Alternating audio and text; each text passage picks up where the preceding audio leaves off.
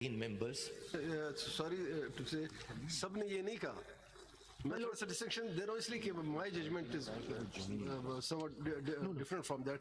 मैंने इस हद तक कहा जब हम 2 मेंबर थे कि any candidate जो independent है वो किसी भी पार्टी political party जो कि register हो उसको join कर सकता है. लेकिन जहाँ तक सीट की बात है, ये रिजर्व सीट किसे मिलेंगी, हमने कहा उससे मिलेगी जिन्होंने इलेक्शन कंटेस्ट की. क्योंकि सुनीत यादव ने इलेक्शन कंटेस्ट नहीं किया था, ये कैंडिडेट शामिल हो सकते हैं उनमें, लेकिन सीट के हकदार नहीं होंगे, रिजर्व सीट के हकदार. माय लॉर्ड, और वो पार्टीज जिन्होंने इलेक्शन जीता, बेशक एक सीट जीती हो, तो उसमें अगर आजाद उम्मीदवार शामिल हो जाएंगे तो on the basis of that strength तादाद उसमें शामिल होने के बाद reserve seat. That's correct. Maybe I was not clear in my submission. My submission is that all 13 members of this honorable court held that a political party which had not contested the general elections and had not secured a single seat as a result of the general elections will not be entitled to reserved seats simply on the basis that independent candidates have joined it. And on that basis, all 13 members were unanimous in the dismissal of the 2 review petitions, of the 2 appeals filed by the Sunni Ittihad Council. So the submission. वो बाद में party जो parliament में पार्लिमानी party बना सकते हैं. जी, लेकिन वो रिजर्व सीट के हकदार नहीं होंगे. Correct, my lord. Under Article 17, paragraph 2.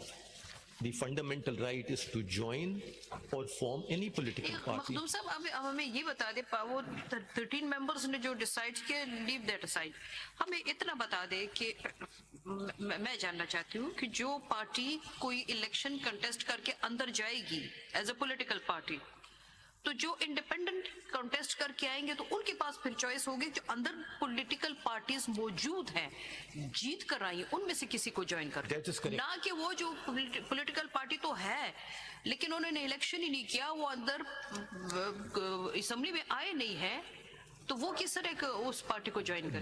That is correct. That is the correct view of the law, and that is the view of the law which has been enunciated by the 13 members of this honorable court unanimously, that they may join anyone, but they will not be entitled to reserved seats on the basis of such a joinder.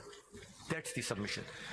Now, sir, in terms on the second part, your ladyship, in terms of the notification having been quashed, which is paragraph 3 on page 191 of the majority judgment's short order, the submission is that a writ of quo warranto could have been issued under Article 199 of the Constitution.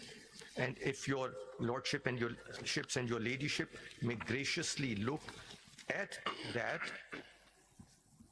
under Article 199, paragraph 1, subparagraph B, Roman 2, when issuing a writ of quo warranto, the court is required that requiring a person within the territorial jurisdiction of the court holding or purporting to hold a public office to show under what authority of law he claims to hold that office. That's the writ of quo warranto.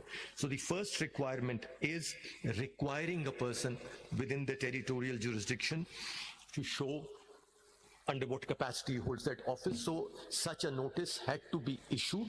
Secondly, your lordship will see related. Somehow you are treating it as a writ of quo warranto because the court has not taken up individual offices, but the court has only struck down the notification issued by the Election Commission of Pakistan. So this is not simply sitter, in my view, tentatively that this was a writ of quo warranto. My lord, it came here not under Article 184, but it was under Article 185.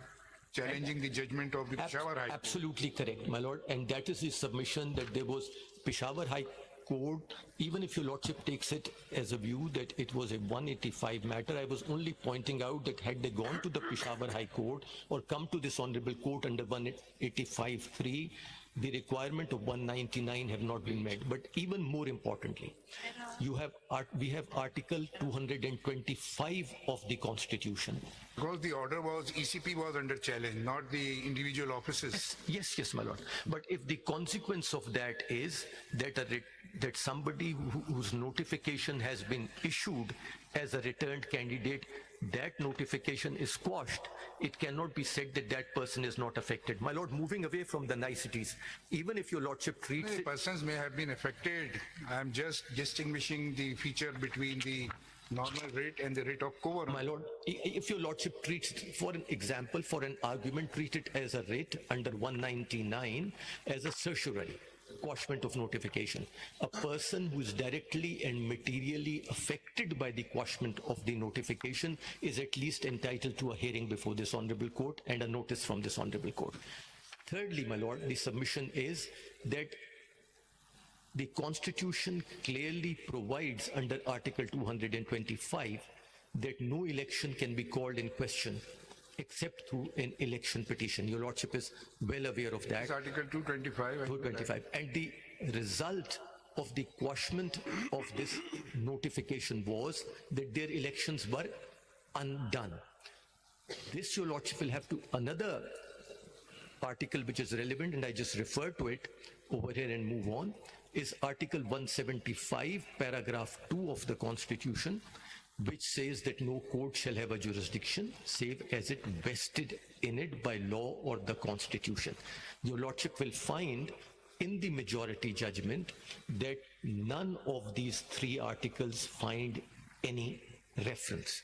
How Article 225 attracts in this case? My lord, because even if although the notification has been struck down, the result of the notification was that a number of persons stood elected to the offices on this reserved seat, and their election was being undone, so the election was being called in question. That election, once the notification is quashed, declaring them as returned candidates, their election is undone.